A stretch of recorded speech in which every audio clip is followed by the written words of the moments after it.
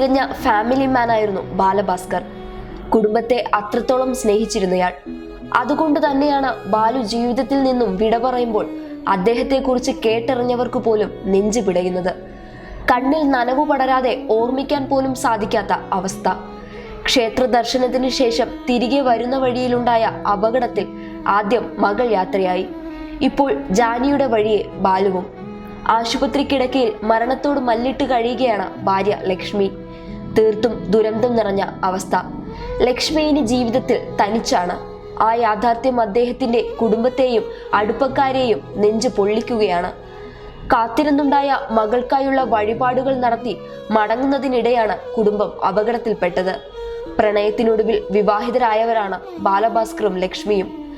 Thiruvananthapuram university കോളേജിൽ പഠിക്കവേ സുഹൃത്തുക്കളായ ബാലഭാസ്കറും ലക്ഷ്മിയും 2000 ഡിസംബർ 16 വിവാഹിതരായത്. മകൾ തേജസ്വിനിയെ അച്ഛൻ ഓമനിച്ചു വിളിച്ചിരുന്നത് ജാനി എന്നായിരുന്നു. അവൾ ജീവിതത്തിലേക്ക് വന്ന ശേഷം കിട്ടുന്ന സമയത്തെല്ലാം മകൾക്കൊപ്പമായിരുന്നു ബാലഭാസ്കർ. അവസാന നിമിഷം അപകടമുണ്ടായ വേളയിലും ജാനി അച്ഛന്റെ മടിയിലായിരുന്നു. രക്ഷാപ്രവർത്തകർ എത്തുമ്പോൾ കുഞ്ഞിൽ തുടിപ്പ് ശേഷിച്ചിരുന്നു.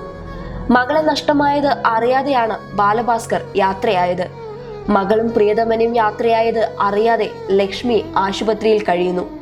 ഇടയ്ക്കിടെ ബോധം വരികയും പോവുകയും ചെയ്യുന്ന ഗുരുതരമായ അവസ്ഥയിലാണ് ലക്ഷ്മി.